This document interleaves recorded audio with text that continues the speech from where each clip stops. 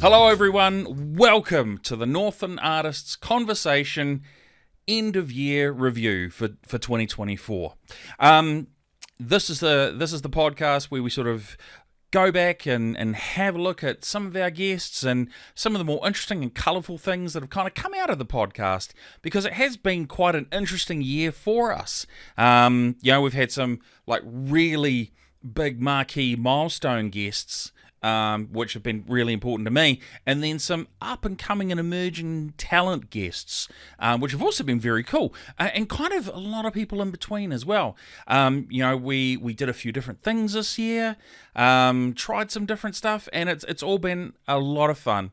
For those of you that have been keeping an eye on Facebook, there have been reels that have started going out as well of some of the more colourful and interesting little snippet segments of podcasts. So if you have seen those, thanks very much, appreciate them. And if you haven't, I highly recommend checking them out on our Facebook and Instagram page, because they are an absolute hoot, and they're just a little snapshot of some of the guests we've had on. I'm gonna flick to my camera, and I'm going to invite into the conversation Producer Andrew, how are you? Hello, I'm good. Yeah. We're sitting here last full week of work before we head into... One more day. Yeah, before we head into the holidays with Christmas and New Year's. What have you got planned? Honestly, I've got not much planned for the holidays itself, for my time off, but coming into the new year, I'm going camping, so nice. Pretty keen on that. Yeah, I've been camping cool. properly since I was a kid, so... Oh, you can do the whole tents and stretches and... Yeah, we're going out to Whangaruru, out to Puriri Bay. Oh, nice. So, yeah, should be pretty mint. Yeah, that's cool. The kids, Liddy, she's never been camping, so... Oh, wow. Now, Liddy's your partner? Yes. Yeah. So it'll be interesting to see how they all handle it. Yeah. Look, it's a different experience. I think the last time I went camping, I was about 15. Oh, truth, yeah. So, and how... I would have been about the same age. How old are you again? I'm 33 now. Sweet. So it's... half my life ago. I've been... No, actually... Hey, wait, what? Half my life ago. Yeah. Well, interestingly enough, if I put 15 and 33, it's still... Yeah, anywho. It's rather sad when you think about it like that, really. But look, this podcast is all about celebrating some of the really diverse guests we've had on. I'm going to start off with a really interesting and unique one, which was Sophie Ogden. Now, Sophie was a teacher of dance. She did yoga, pole dancing, a lot of aerial and acrobatic stuff. Now, Sophie was a very quirky and eccentric guest, which was awesome. We love them. She got me to do something, Producer Andrew, I never thought I'd do. Oh, yeah, I think I remember this one. You think you remember this one? Yeah. Something about... Cue the photos. Something about tassels. Cue the photos, Lee J.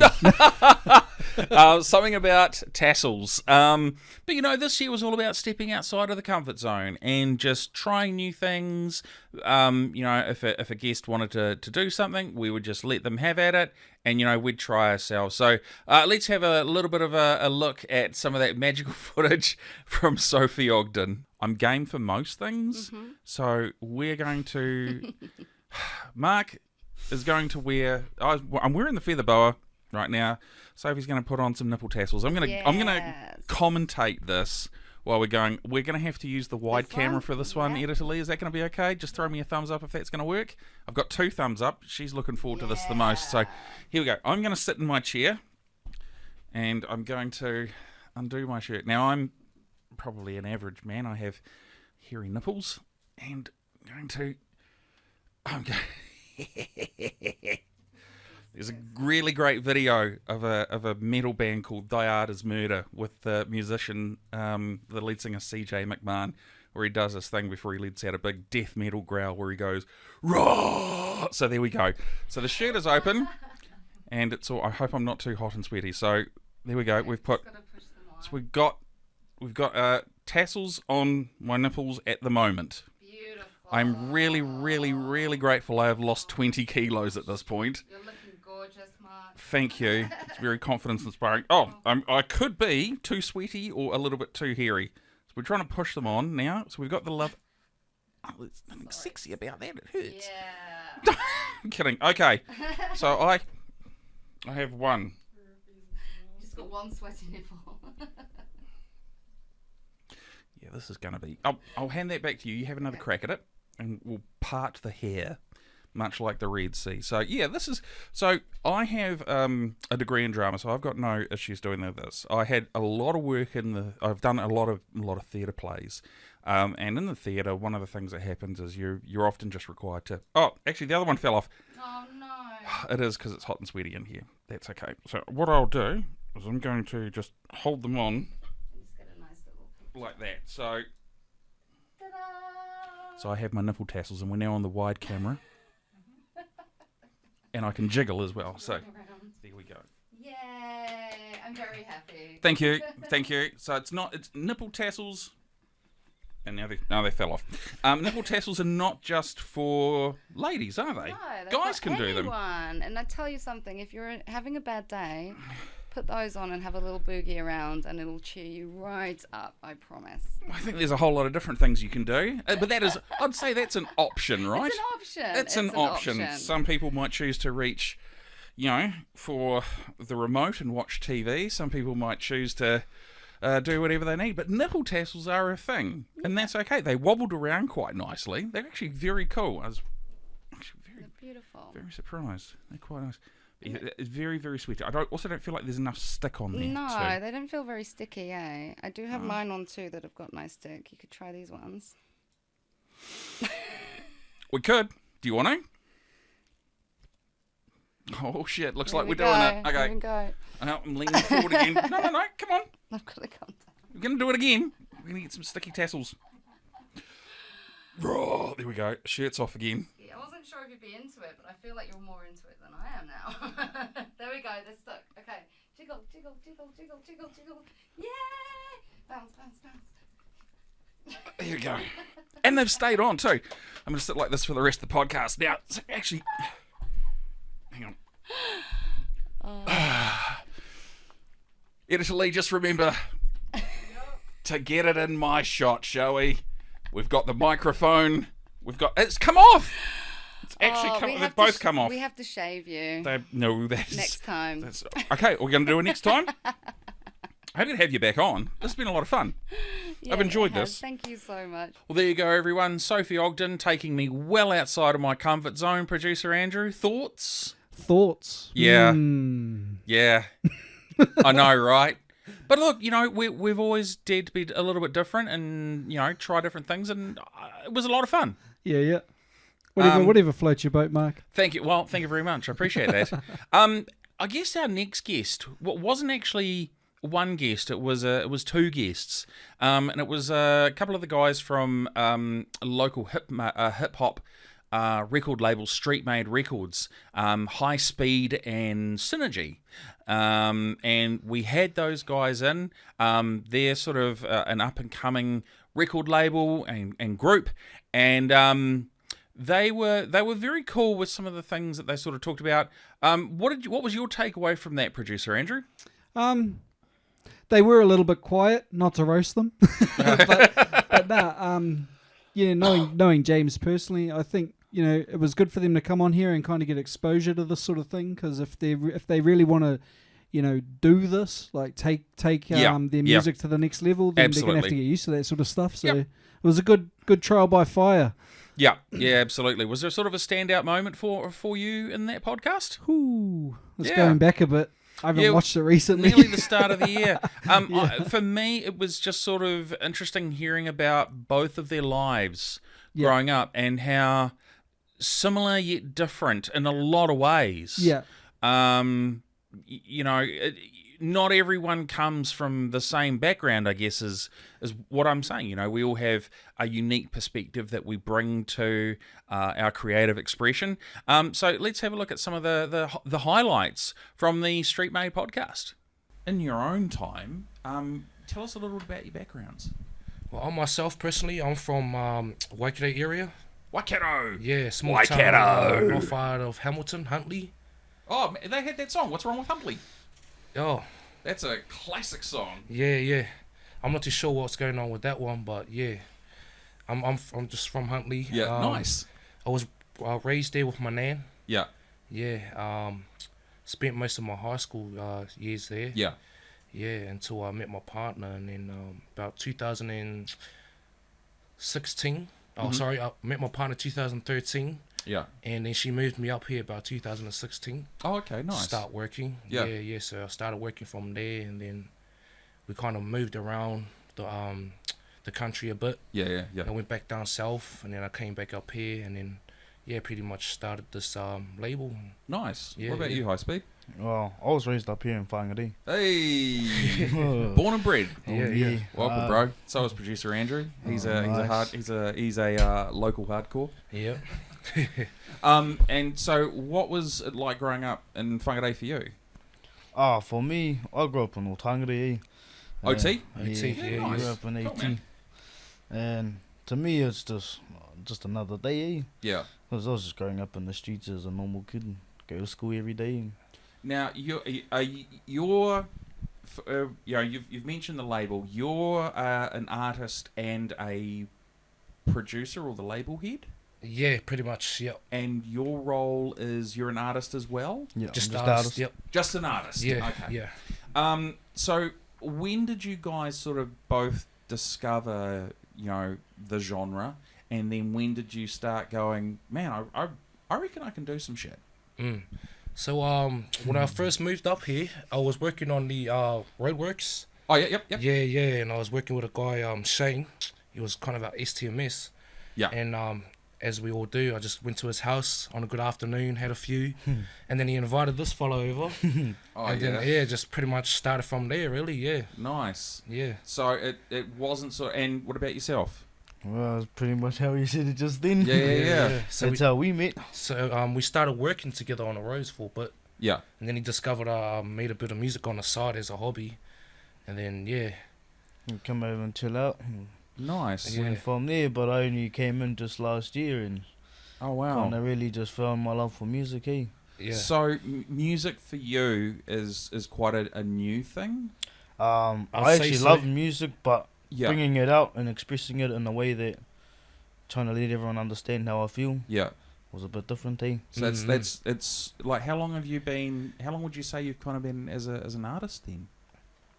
Not long, Not that long. Yeah, Wow, about a year and a really? half. Yeah. Far out, man. Wow, congratulations. That's really Mhm. cool. I mean, it's always, we've had some incredibly talented people come and sit in the studio, Yeah. and some of them haven't found their creative expression until like in their 40s.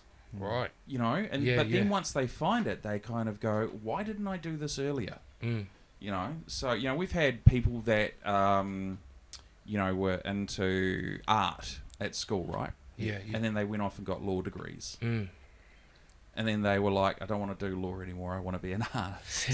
And they could just do that. But okay, so that's interesting. So you guys both have quite a strong fundamental, I guess, love of hip-hop R&B? Yeah, definitely. Yep. Yeah. On myself personally, yep. Yeah. I mean, I was brought up a lot around like Tupac music back when I was going to primary school. That's all I could hear. All Eyes on Me. Yeah, that's all I could hear. So it kind of influenced me to Still one of the greatest double albums ever. Yeah, definitely. Yeah. So yeah, we're kind of in that, I guess, influenced by him. Yeah. Yeah, and I guess I just wanted to give it a go from there. And Yeah. for you, that was in high school, or did you sort of wait a little bit? I was more in primary. Okay, wow. Yeah, I was influenced by that in primary. I guess I just didn't really go about it until high school. Yeah, okay. Yeah. All right, and for yourself, it was always, like, what sort of artists did you kind of grow up with? I was kind of with the same person, but mine was changes, because I didn't see no change for like what was happening. Oh, right, yeah, okay. Trying to grow up through those streets, you don't see no change unless you make the change. Yeah, absolutely. What does the quote, be the change you want to see? Yeah. So if you want to, see a change, sometimes it's got to be you that does it. Definitely. Yeah. I mean, I don't imagine it's easy at times. I imagine it can be quite tough. Yeah, sure was. Yes. So what was high school like for you guys? Well, for myself, I didn't really last long, Okay. As mentioned earlier, I was living with my grandmother at the time, and she was quite going through some health problems, so Right. Okay. I didn't really last long at my hometown when I first started college. Yeah. Sure. Yeah, so I left the country for a bit, then I ended up coming back, and then pretty much Yeah. go through the same cycle again. Yeah. Okay. Mm. And yourself? Wow. Oh, what was the question? How was high school for you? Oh, I didn't really last in high school. I only lasted 3 days. And 3 days. 3 days of my first day of year 9. And then you were just like, yeah, nah, I'm good. Yeah. Okay. All right. Pretty much. Started making my own way of trying to find money, make money. Yeah. Yeah. Trying to put food on the table, Yeah, and that's when the struggles are real, you kind of got to go, well, do I look at the education or do I look at income? Definitely. What can I provide? Mm. And that's always it's definitely a tough thing. I mean, I had friends in high school that were in a very similar situation, and they would sort of be gone for weeks or months at a time, because it would be like, what are you doing? It's like I was out having to pick kiwi fruit.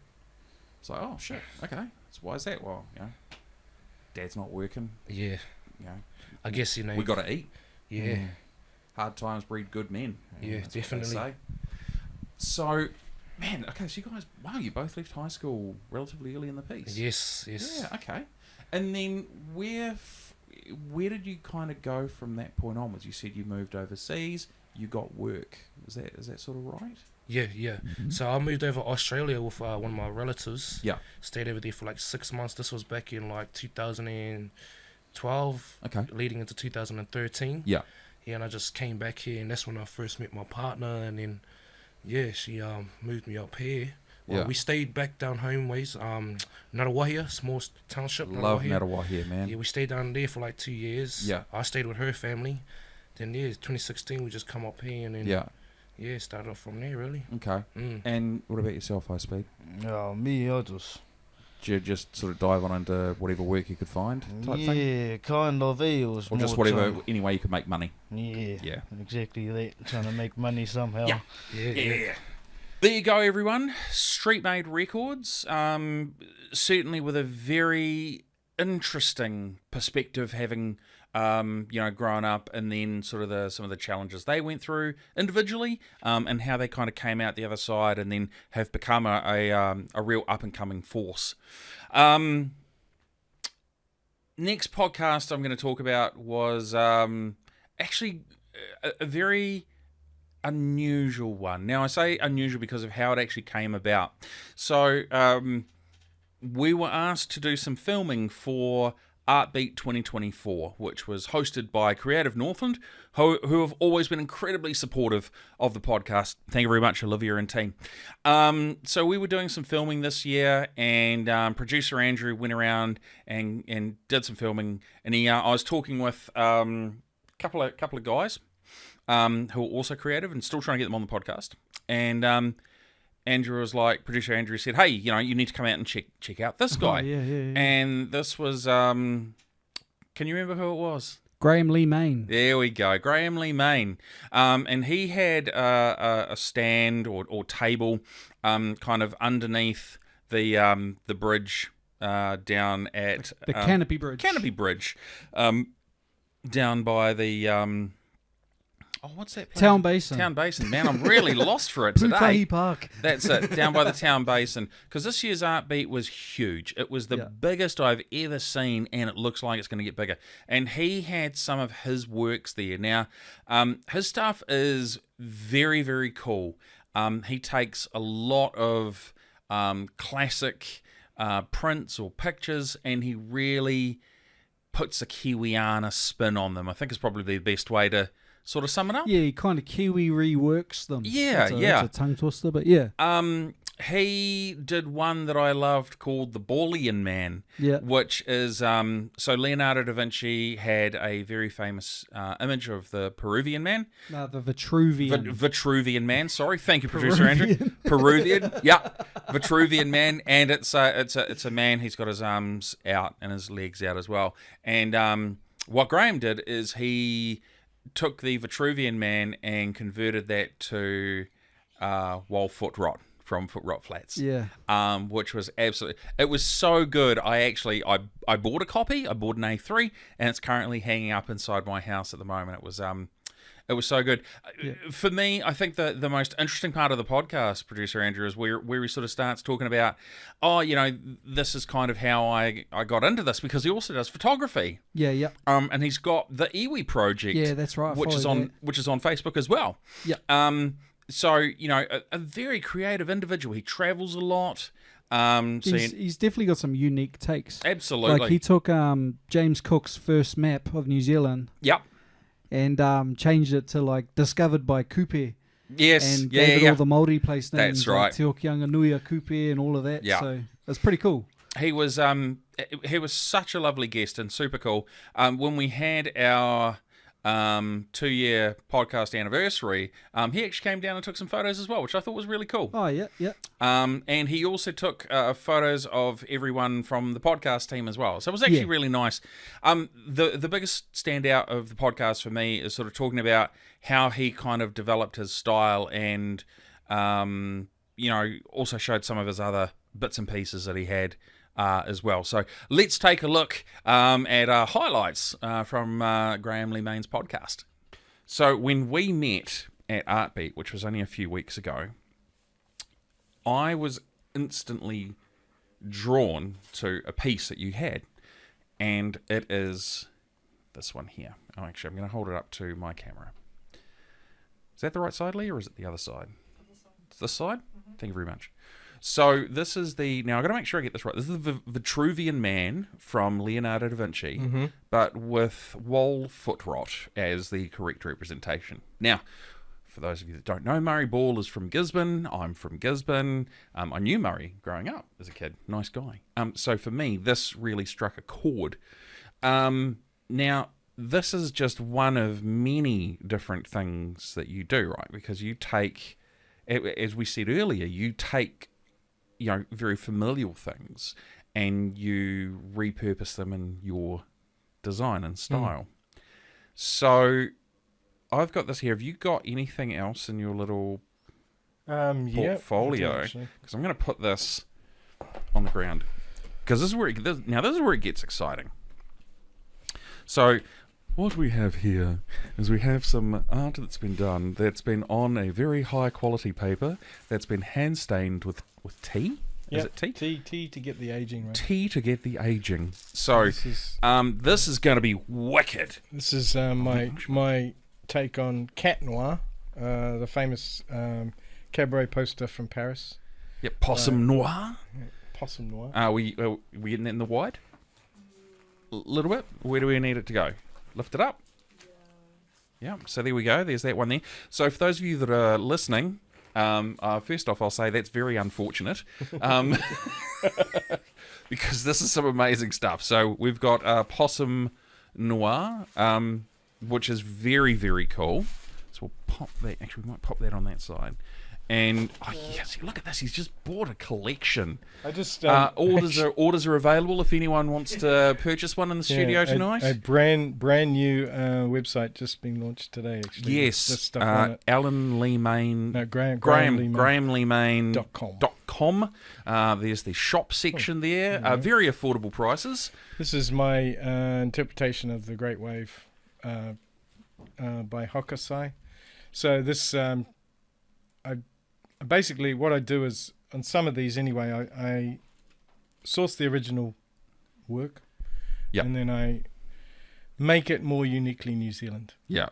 So in this one, you'll notice instead of Mount Fuji in the background is Whangarei Heads.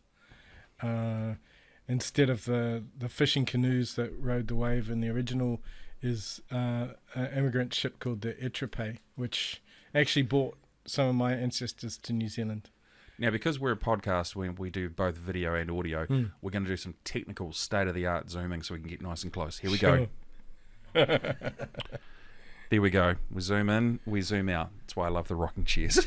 Yeah, so I've tried to make that one in particular as close to the appearance of a woodcut, which the original would have. That's amazing. I spent quite a bit of time trying to get them authentic to the appearance of the original. I love the people You've got they're just kind of like that guy hanging on for dear life Yeah. while he tries to get that sail under control. It's brilliant. And then you've got what look like the monks, who I'm sure are actually missionaries. I'm not monks, but they're on the boat as well. That's very cool. And then the Possum Noir. I actually went to Paris. This is going to make you more jealous, probably, for the Rugby World Cup last year as a tour guide. So they paid me to go. It was great. And on one of my days off, I went to the museum at Marmont where the original was kept. Yeah. So I took a photograph of it. This is the same size as the original. So Wow. I always try and do them the same size as the original, give you that same scale and feel. The main, or one of the main reasons for me doing, it's called after. So when an artist is influenced by another artist, usually they'll put their name after, in this case, Steinlen, and that way you're not plagiarizing the work. Right. You're being... It's a homage? Yeah, I think it's very much a homage. I only do artists and pieces of art that I really love. And most of them I have seen. So I've seen the Great Wave in the British Museum. I've seen that in the Marmont Museum. A few years ago, we had a number of politicians change leadership. Yes. Yeah, we cycled through them for a wee while. They were all in opposition at the time. And then this particular woman caught my eye, and I didn't really like her. And fortunately, she's in the current government. But I was drawn straight away to the Hope poster of Obama. Obama's Hope. Yeah, yes. It's a great poster. It is. And I thought, well, no, this image needs something. We don't need to say who it is. We can just throw the picture up. So this is my nope. Yep. I kind of suppose I'm showing my political colours a little bit with That's that one. okay. That is fine. We all, the good thing about this podcast is, we're not going to, it's done. It's done. We're not going to dwell on it. It's not actually on the website, that one. So if anybody wants it to buy it, I can print them for you. Now, just have to write to me. Can people contact you through the website? Of course they can. There we go. Yep, So totally. send an email. You might get a one-of-a-kind special. Yeah. Now, I'm going to ask a follow-up question. Sure. Just to be a little bit more provocative, because I see Albert there laughing. Is there anyone that you'd replace or update with nowadays? Oh, as far as the note, actually, I'm. Hang on, I might fish in down here. I feel like that needs to be asked. There are a few. Oh, there's all sorts in here. There's my sketch of my Dali. That's what I've done so far, and it's gonna look something like that. Yeah. Okay. I'm gonna hold that up. Yeah, hang on, guys. I'll get to it. There you go. It's wicked. It's very cool, eh? Russell. So this is another variation on the Hope poster, modelled very much on Dick Frizzell, but the four square man. I gotcha. Oh, throw that. No. That's cool. Yeah, I know. It's wicked, eh? And then one that's perhaps more on the political scale, especially quite topical in current events, because she just became the leader of her party, co-leader.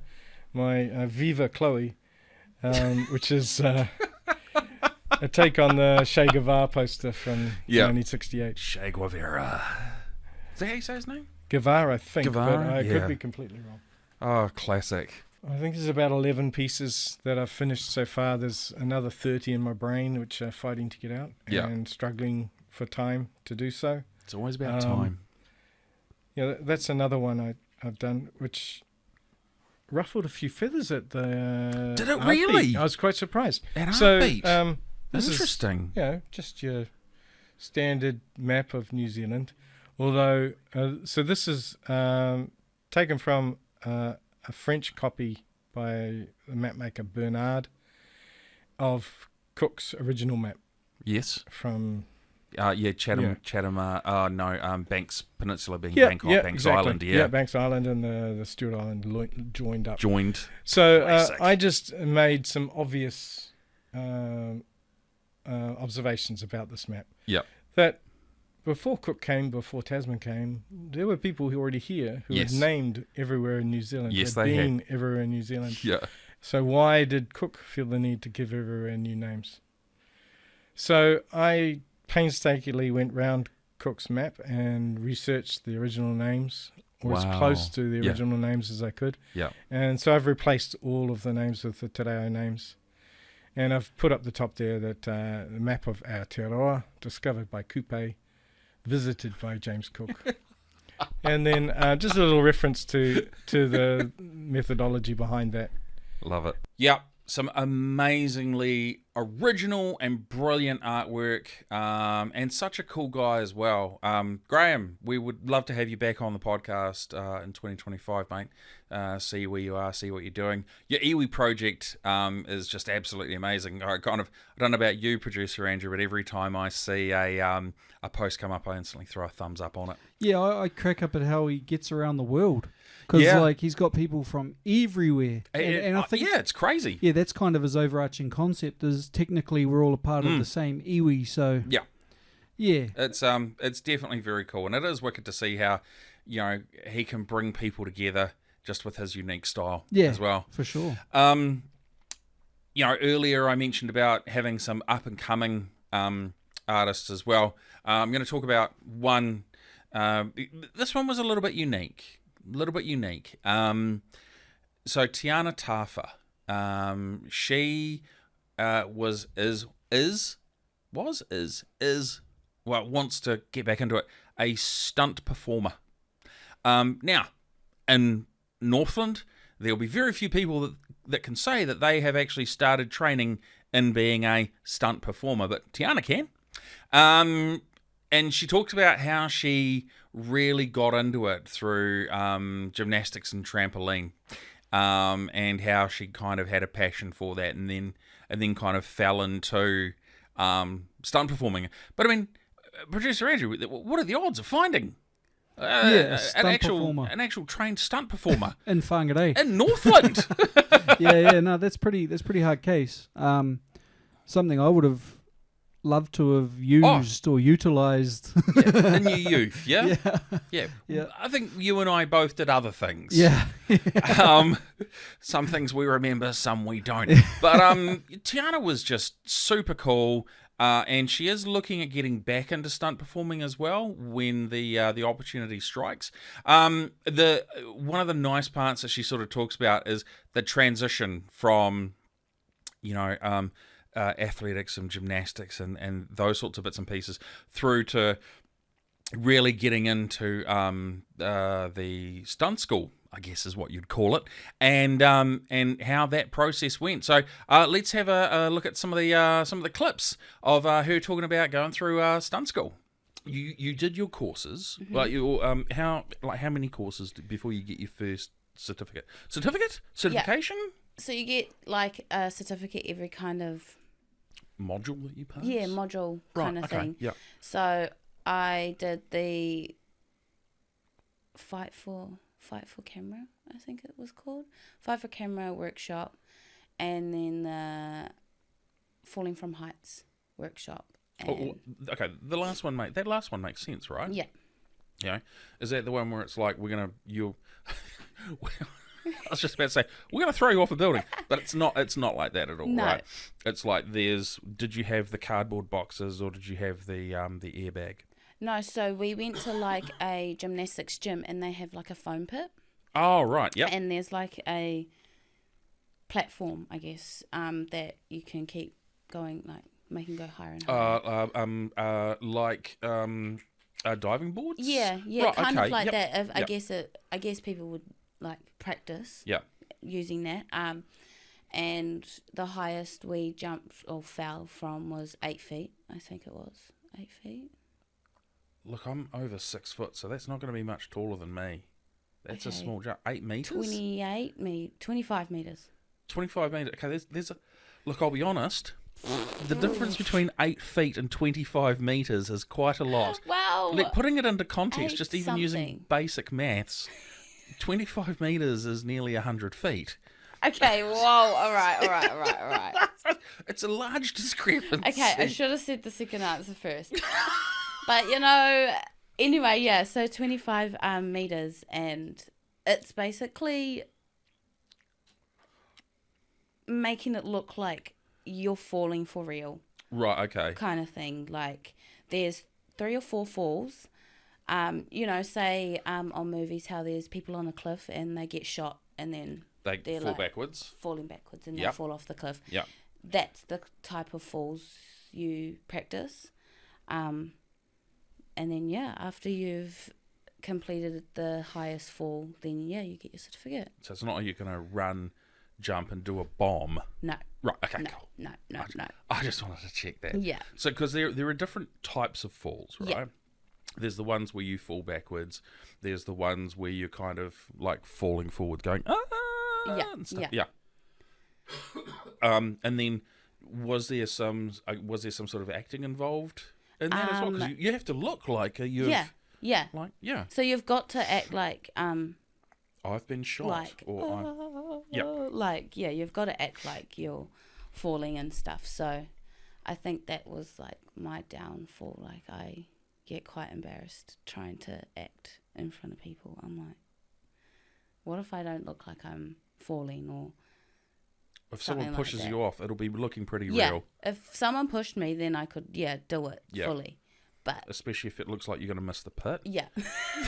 Then you pushed me too hard. Fear of death becomes quite a real... Yeah. Oh my God. That was so good. We saw your life flashing before your eyes. You did perfect. That's it. Now take her out on the wheelchair. Did you get the shot? Yeah. All right. Do we need a second take? She doesn't have a broken leg in the main scene. We'll put it in post. So you got your certificate through your fight. Was the fighting like fencing or guns, or was it hand to hand? So swords. We did like sword fighting. Guns, physical fighting, like pretend punching and all of that. Yeah. And you had to like through the workshop, you had to make up a scenario with people. Oh, you've actually got to script something out. Yeah, so wow. in that you've got to like, and then go up and show the class kind of, maybe an 8 to 16 count kind of thing where. What now? Sorry, 8 to 16. What does that mean? Like count like so, me punching you that way would be one, yep. And then you getting up and doing something would be 2. So it's kind of like every. Like 8 points of fighting, I guess. But yeah, that's kind of how you get your certificate in the fight for camera anyway. That's so okay. So, all right. I'm so sorry. You're gonna have to forgive me. I'm sort of really struggling to formulate this question. So first off, when did you do this? How old's my son? 2.5. Like 4 years ago now. Okay. 4 years ago. So if you're doing like an 8 or a 16 count, that's so that you can have a large quantity sort of in camera, right? Mm-hmm. And it all looks like one take. Yeah. All right. How does that sort of work with, because some directors use a lot of fast cuts and stuff like that. So having an 8 or a 16 count doesn't really apply. I referenced the director Paul Greengrass, who did the Bourne Ultimatum and the Bourne Supremacy, where it was all shaky cam and we're going to get up close and into the action. So what was there any given for the 16 count? And any particular reason numbers? Why not 13? 12.5. Yeah, I don't know how you do the half, but yeah. I think they did that because we were being taught as one punch is 1. As 1, okay. And the next punch is 2. Right. And so your 8 to 16 count could literally be 10 seconds. Because it could just... Really? It could be so fast because, fights aren't like 1, 2, 3. You're not going that far, like that slow. I think the last fight I was in, I got my eyebrow ring ripped out, and I've kind of bowed away from them ever since. So, look, it's been a while. Yeah. But in, I guess, action movies, it could be like a quick 16 count right there, and it would be just 2 seconds of them far out. just having a fight and stuff. I think they were just referencing that and giving us those numbers. I guess I don't know why they were those numbers, but just so that we could be like, okay, so this is our whole fight, and we've done the 16 counts, and then now we've just kind of got to make it look like we're not doing them in counts.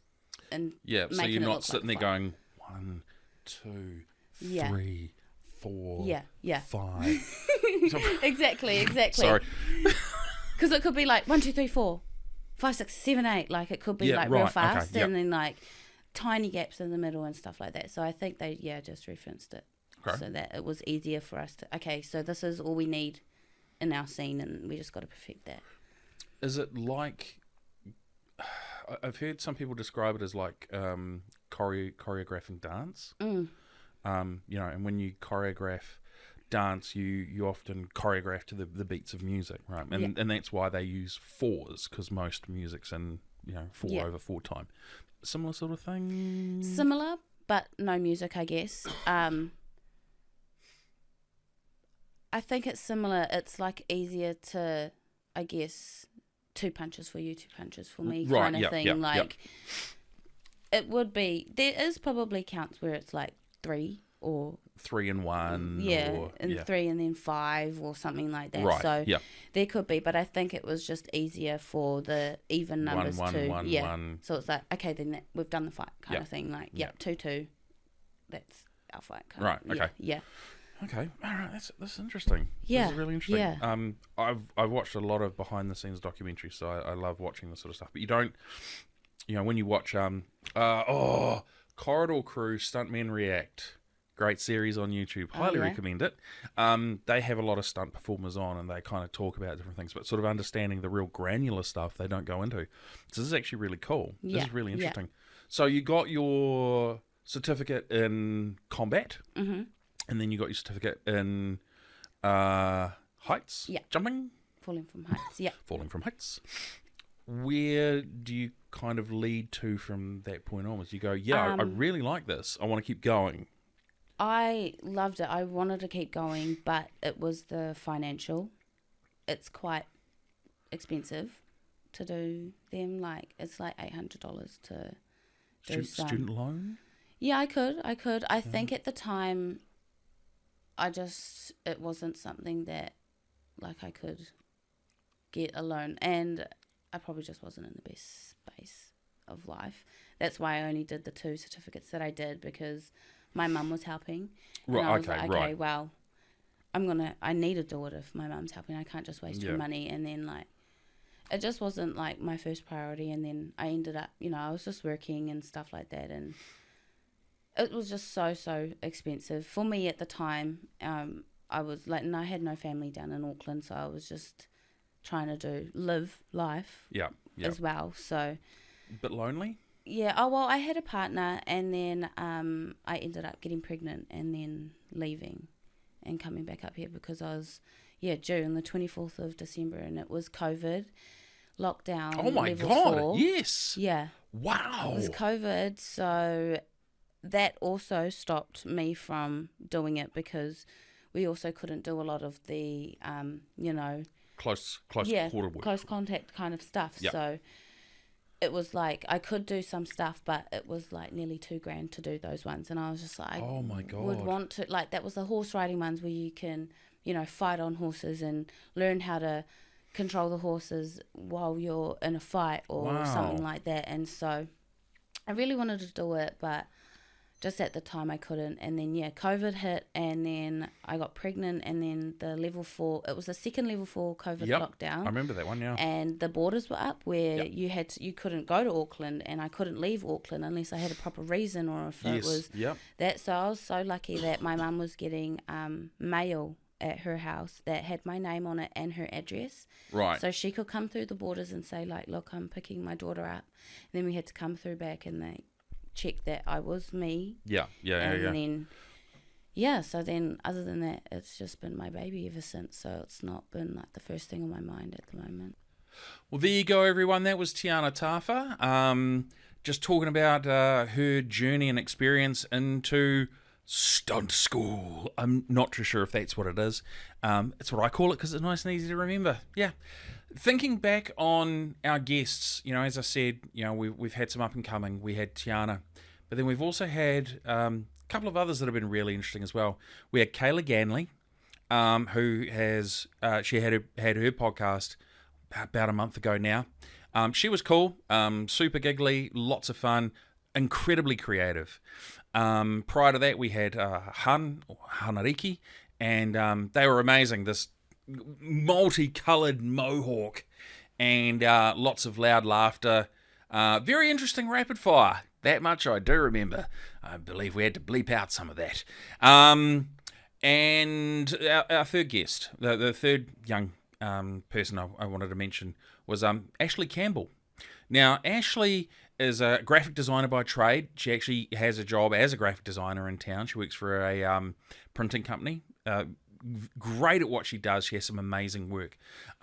It turns out that I had known her prior, but I didn't realise this. So when a guest comes in, we take them inside. We get to sit down and talk, and just gives me an opportunity to put all our guests at ease if they've got a little bit of anxiety or nerves or uncertainty around what a podcast is, what the format is, or anything along those lines. It's just an opportunity for me and the guest to connect. And it's what makes some of these podcasts just flow really well. So Ashley was polite enough to tell me that she's actually known me for quite a few years. And I remember sitting there going, I have no idea. I'm sure you're talented. Turns out she used to be the cashier at the Happy Dragon Fish and Chip Takeaways here in Te Kamo, which was hilarious. So she knew me, she knew my son, because we would go in kind of once a month and get the fish and chips as you do. It was kind of a tradition I had growing up. So she knew of me. So once that link was kind of established, it was hilarious. Producer Andrew, Whangarei, 50,000 people, small town. Oh yeah, small town, all right. I was saying before that, just there's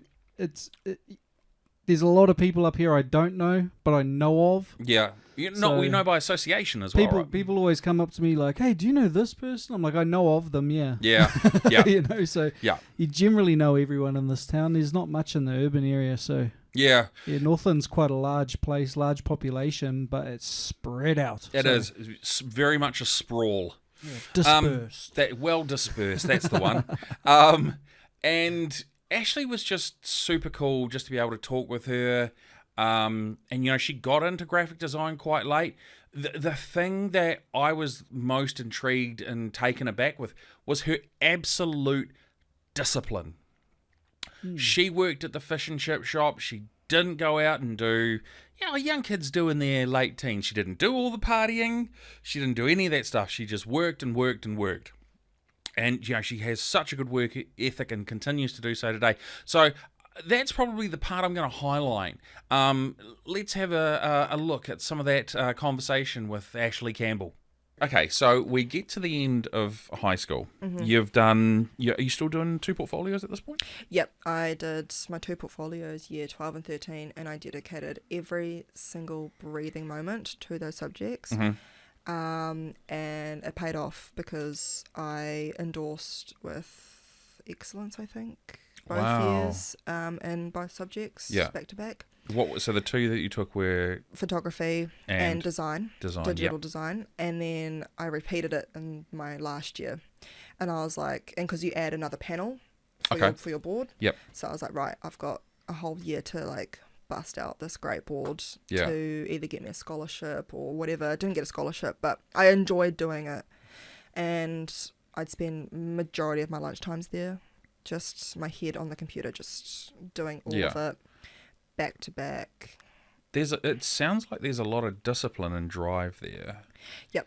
I was always brought up with like a hard work ethic. Yep. Yeah. Hard work ethic. And at the time I was also working part-time all through high school. At Happy Dragon. Yep. I worked there from when I was 12 to 17. Wow. Yep. Wow. Yep. 12 to 17. Yep. Holy cow. I was there for years, and then it got me all through high school. Yeah. Got me all the things I wanted to buy, and obviously putting all this extra effort into school. Yeah. Like I wanted to go right through, get all 3 years. Great marks in all my design subjects, great marks in English. Yeah. I did really well in English. Art history did really well. Science, not my thing. Maths, not my thing. Yeah. But I had the option of actually dropping maths in year 12. But you didn't take it? But I didn't. Why is that? Because I felt like I needed to learn. I needed it under my belt. And with my job now, I use it every single day. Right, okay. Yep. Okay. Yep. So we finish high school. We've got stellar marks for anything artistic. Yep. You know, practical maybe not so much. No. Where did you go to from here? Did you have like a gap year? Did you just dive straight back into study? How did it kind of play out for you? I had a gap year. I wanted to go to AUT. Nice. Yeah, all my friends at the time were all going to uni. My boyfriend at the time moved to Auckland. Yeah. And everyone that I knew here moved there. So I was And then I had another friend who moved to Wellington. So we're all diverse and split. Yeah. And they all got into unis, and I was like, I can't afford to go to uni. Like, I didn't know the ins and outs. I didn't know squat about student loan, student allowance, didn't know anything. Yeah. So I was like, okay, I'll just work for a year. So I did stupid hours at Countdown for 4 years. 4? Yep. So you didn't have one gap year? No, I had a gap year. I just worked full time during uni because Countdown don't know how to do part time. Yeah. So I did a gap year and I worked all through like 7 days a week. Like it was stupid. Wow. It got me through. Yep. Grateful for it. But then I still had my heart set on AUT. Yeah. Okay. I was like, right, I'm gonna go to AUT, and then I end up at Nortec. Which I do not regret my decision, and I'm so glad I didn't go to AUT. Okay. I'm so glad I went to Nortec instead. Why? Because it was multimedia. Right, okay. And doing stuff that I was going to go and do a communication design degree at AUT, and I was going to go there, apply for the halls. I can get a transfer from this Countdown to that Countdown. Yep. I've got family. Yeah. And then I just Googled design courses, and there was one at Nortec, and I was like, right, I'll go there instead. Thousands of dollars cheaper. Yeah. I can still keep my job here. Yes. Still live with my parents. Rent-free. Rent-free. Well, I had to pay rent. But anyway. It's nothing compared to the halls. No. And I'm also home. Yeah. Where a lot of friends were coming back and forth because they're homesick. And also COVID, I'm glad that I was here and not there. Yeah, true. Yep. Yes, of course. I'm so glad. And then, like, also the people that I met, they're all of different ages. Mm-hmm. Whereas, obviously, AUT, you're all the same age. Yeah. You're all fresh off the boat of high school. Yeah. You're all partying. You're all doing this. Which is, I went down there for my gap year to do. I just didn't have to do the study part. So I went into the partying. Didn't do the study part. Yeah. So, no, Nortec was great. Yeah. Smaller, not like lovely people.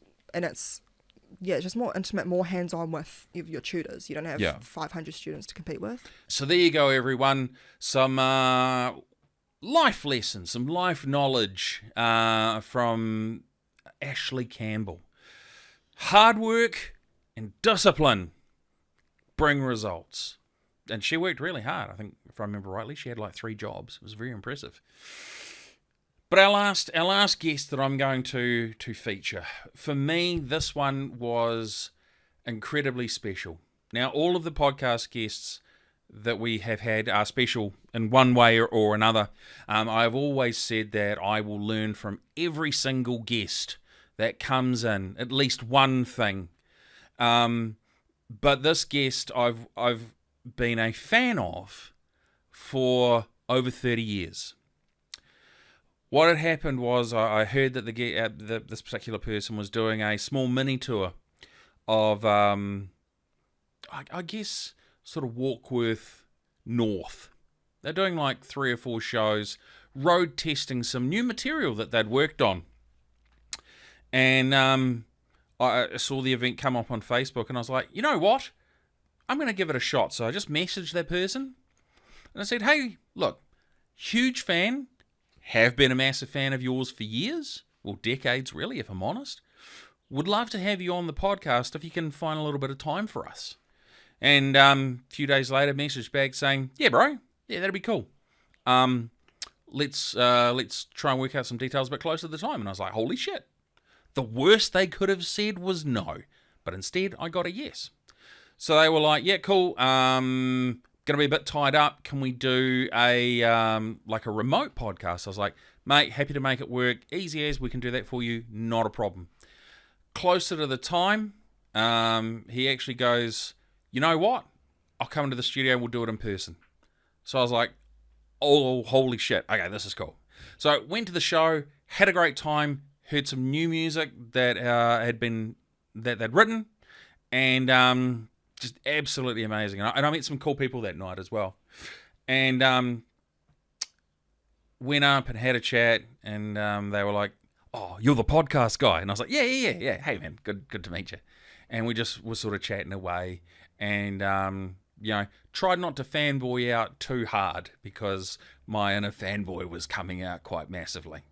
And so did the show, talked with him, and he was like, cool, when I wake up, I'll flick you a message, just give me some details, and I'll shoot round.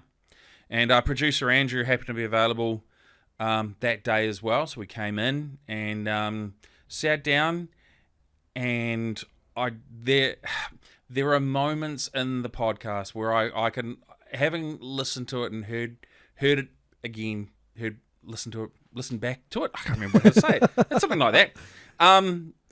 Listen back, heard to it. Yeah, listen. When I've listened back to it, smart ass. Anyway, when I've listened back to it, I was like, yeah, okay, cool. Fanboy moment here, fanboy moment here, fanboy moment here.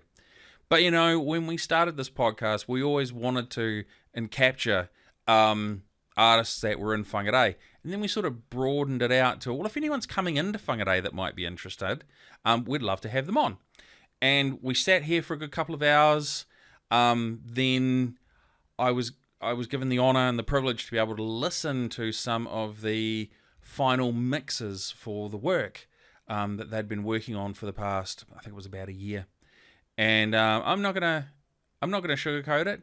There was one particular song where I cried, manly tears, but it was very emotional because this was someone that I as a relatively young kid had watched up on stage, and I've seen the group that they were in 11 to 12 times live, and for anyone to see a band that many times is quite impressive. I am, of course, talking about the one and the only lead singer of Shehard, John Toogood. Shehard announced that they were doing their final tour and they were disbanding next in the middle of 2025, which was absolutely heartbreaking. A decision they made, and I respect them for that. To pick one part out of this podcast would be a challenge in itself. So what I'm going to do is I'm going to let whoever edits this podcast, whether it be producer Andrew or editor Lee J, I'm going to let them pick the best segment that they have, whether it be me being a huge fanboy or whether John is talking about some of the trials and tribulations that he went through, especially around that COVID period, man. It was really tough. I will leave that up to the editor. So enjoy this clip from the one and the only John Toogood. What can listeners kind of expect? Because it's not going to be big, bombastic. No, but it is quite big, though. It's weird. It's like we ended up beginning the mixes and going back going, well, that's not where it started out. It actually sounds quite fucking big. Yeah. But it's big in a different way. It's not big distorted guitars big. It's not big room drummy sound big. It's big in melody and lyric. Yeah. And it's quite insane how it's turned out to me, because I'm like, it's amazing what a grand piano fucking recorded in a beautiful room. Oh yeah, God. And you've given it space. It's like, fuck, that's huge. Yeah. Like, so it's big in a different way. It's big in a 52-year-old dude way, you know, like yeah, you know, yeah. You know, I can't explain it any better than that. Big as a man who's lived through some shit. Yeah, and I wouldn't have been able to write that shit when I was younger. Yeah. And if I hadn't gone through that shit, you know, like I just wouldn't have had that thing to draw on, you know. So yeah, I can't wait for people to hear it, and hopefully, I mean, for me, it's just I need to write music to go there. It's actually okay. Yeah. And that I hope that's the feeling it gives other people, because this world, as we were talking about off camera before, yes, is fucking crazy, man. At the moment, it's bonkers. You know? And I think I've kept it as human as possible, because I think that's what's needed at the moment. Well, that's what I need. Yeah, I need to hear humans at the moment. I don't need to hear a big fake thing. Yeah, the world is a fucking disaster, and I need to go, because I'm the thing is, like, okay, so I did an interview on Hosking, and Hosking, for some reason, even though our politics are like polar opposites, he likes me, right? And he's always liked me, and he's always been done really respectful interviews of me, even though I'm like online going, fucking asshole. This guy, what the fuck? Landlords don't need any more fucking money, Jesus. And anyway, he asked me last time, still angry, John? And I'm like, yeah, I'm still angry. But I thought about it, and it's like, I'm still angry because fundamentally I like humans. Yeah. That's why I'm angry. Yeah. I'm not angry because I don't like humans. I'm angry because I like humans, and I'm aware of how awesome they can be. Yeah. When given the opportunity. And so when I see them not living up to that. Yep. And doing fucking awful things to other people, and being selfish and greedy and exploiting the weaker. Yeah. I get it. Fucking makes my blood boil. So I think now more than ever, with us all being stuck on our phones and all being, you know, horrified by what's going on, I think people are going to be they just need to fucking know that there are other humans out there are hurting too, you know, like, you know, that's pretty much it. It's a very interesting time, man, and I think that's putting it politely as well. Yeah, totally. You know, I think as a civilization, this is the most divided we've ever been. You know, there's you either have extreme right, extreme left, and there's not a lot of middle, and neither wants to budge to sort of make that first move to work towards harmony. And also, ultimately, if you're living in big groups of people, all the answers are in the fucking middle. Yeah. Because it's all about compromise. Yep, absolutely. To live with people of different beliefs and different, you know, ways of being, and you've got to compromise. You do. But unfortunately, the sort of right's been co-opted by this sort of fucking, it's almost turned into this weird sort of, it's just like a culture warrior bullshit, right? Yeah. And then the left can get so hardcore radical that even if some of their ideas are good, it becomes across as quite frightening to someone in the center, right? So, but all the ideas, especially as I get older, all the if you're living in big groups, cities, countries, blah blah blah, all the good ideas, well, all the best ideas for the most amount of people are in the center. They have to be, And unfortunately, social media is making it go like that, and the center's falling away, which is why we feel like our whole civilization's crumbling. Yeah. Because, but if you talk to people face to face, oh, you're reasonable. Yeah. Yeah. You know, and it's like, and that's, you can't fucking win an argument online. No. You can't affect someone's heart online. No. You can only change people slowly. Yeah. And you can only do that by appealing to your common humanity. Yeah. And you can only do that face to face. Yeah. Unfortunately, that takes time. And we're living in a world where we want instant now, change now. Yeah. Doesn't happen like that. No. Doesn't work like that. Not for large groups of people. Yeah. If we were still living in tribes of 12 people and hundreds and gatherers, you could stand on a rock and go, I reckon this, and this is why. Yep. But we don't. We live in huge groups of people, and we need to bring if you've got an idea that you believe in, you need to bring them along. Mm-hmm. You need to be able to talk to them. Yep. You know? So we're not living in that age at the moment, unfortunately. meanwhile, we've got climate change hanging over our heads. Yeah. We've got war coming. Mm-hmm. We've got so ecological disaster, rising inequality. Yep. Which is a fucking major issue for the for society holding together. Yes. Because if it becomes too divided, the pitchforks are coming out. Yeah. And yeah, and that's not going to be good for anybody. Yeah, no, overthrowing of governments yeah, and stuff like yeah, that. so it's like, it's not.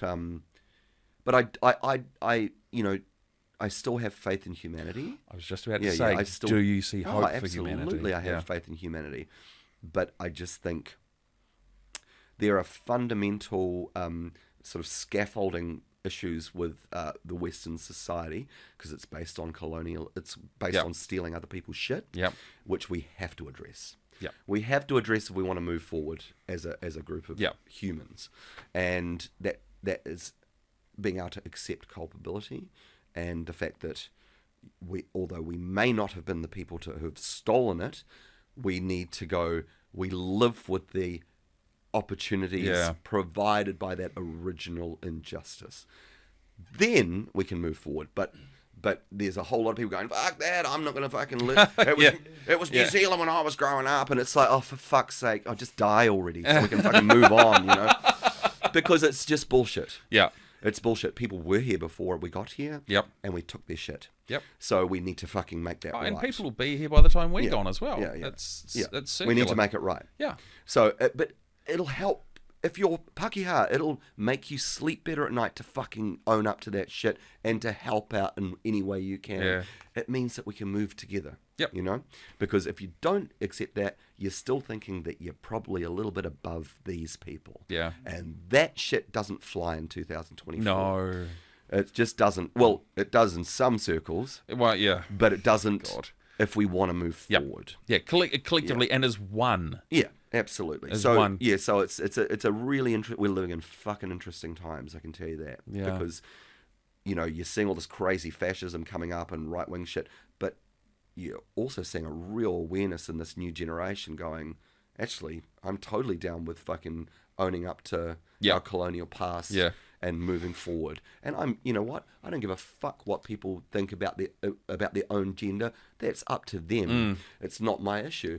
And shit like that. There's a whole new generation going, yeah, I don't see a fucking problem with that. Yeah, and they're the fucking future, and hopefully they get their shit together. And you can't have them. You just can't have them going. Yeah, way far out. Yeah, well, you just need to bring them back a little bit. Yeah, well, I just think.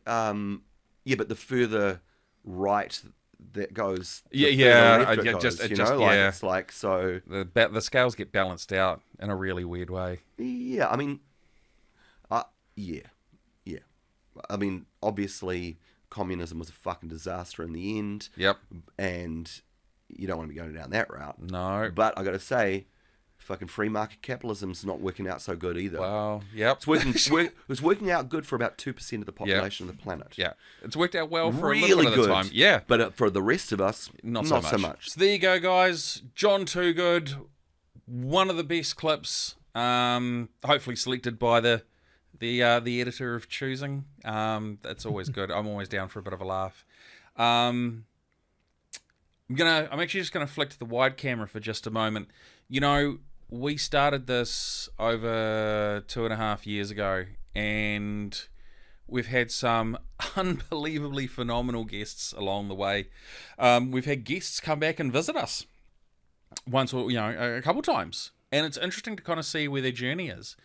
We've had one guest who started off in one creative expression and then moved into a different creative expression, and now they have kind of bypassed art and have moved into a steady and stable career. Another guest we've had, shy, quiet, soft-spoken, some great stories, but then when we got them on the second time, they were doing their comics and they're up to volume 4 of their particular comic that they've been working on. So, everyone is welcome, and we've always prided ourselves on that. It's been an absolute blast. I'm going to flick back to my camera now. So, where can you our wonderful audience, group of people, essentially family, find us? Well, here we go. For audio, you can... no, I'll do video. I'll do video first. For video, you can find us on Facebook, Instagram, and YouTube. Again, down the bottom, Northland Artists Conversation. For audio, you can find us on Spotify, Apple Podcasts, and YouTube Podcasts. Again, Northland Artists Conversation. Just in there. If you want to email us, get in touch with us. Flick us a message through Facebook or Instagram, or leave a comment on a YouTube clip, or you can email us. Now, if you'd love to be on the podcast, or if you're watching this and you know someone that would be great on the podcast, man, we'd love to hear from you. Just get in touch with us. Hello at northlandartistsconversation.co.nz. Nice and simple. Right, back to my white again. Producer Andrew, yes, knowing everything that we did in 2024 and how we modified the format slightly as well. Yeah. What do you think 2025 holds for the podcast? Ooh. Yeah. Really going to throw it at you. Put me on the spot with that one. Yes, absolutely. We like to ask the good questions around here sometimes. I think it means, well, I think, we're going to be doing more of the same. We're consistent with it. Yep. We continue. We don't let anything stop us. Nope. And we're just trying to put it on for the community, So I think the mantra will stay the same. You can pretty much expect more of the same. There might be some slight upgrades here and there to certain things, but yeah, definitely. Yeah, I think we just keep the ship steady with the podcast. It's a really cool concept. Yeah. So yeah. Well, it's kind of the concept that brought us together, right? Exactly, yeah. And it's the concept that brought everyone that works in Five Elements Media. Yeah, realistically it is. Together. So, I think the goal for me next year is to just keep the ship steady. Keep laying the train tracks down for the train to just continue moving forward.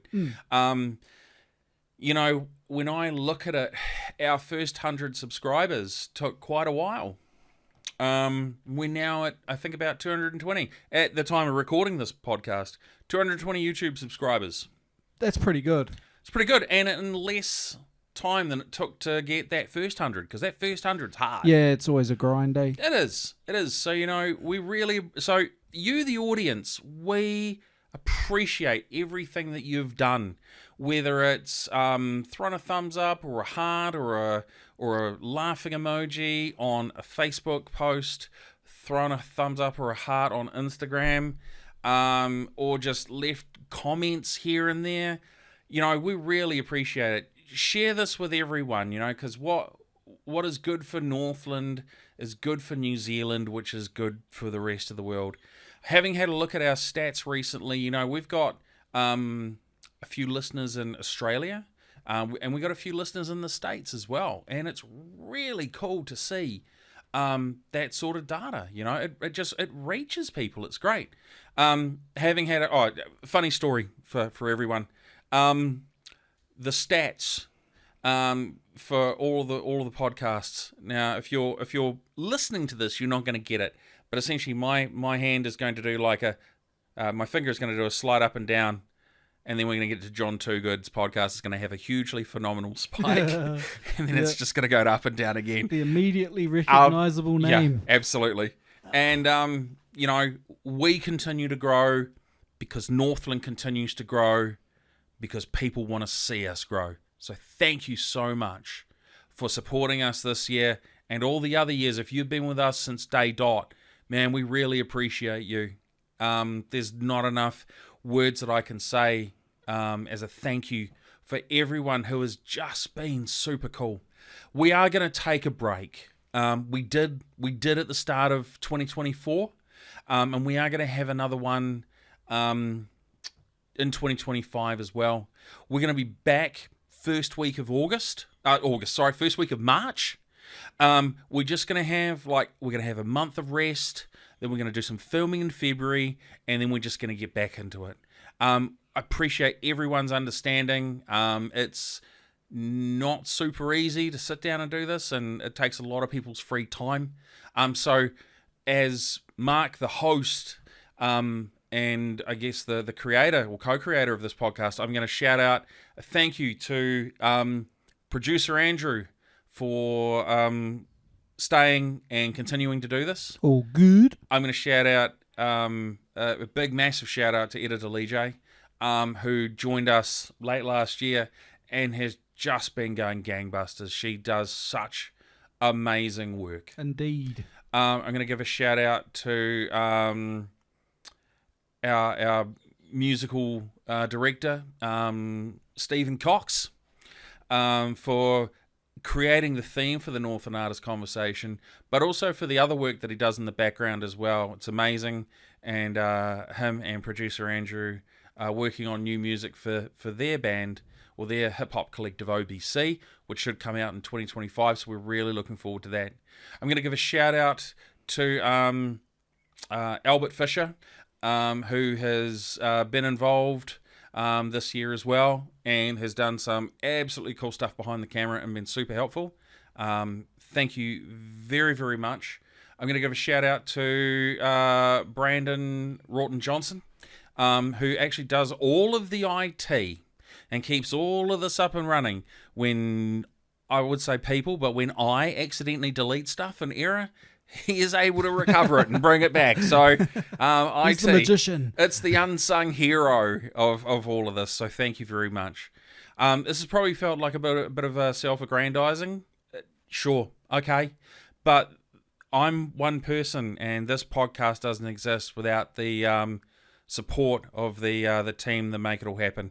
Shout out to all the guests who came on, the ones that kind of reached out and were like, yeah, I'll come. And I was like, cool, what are you up to on Thursday?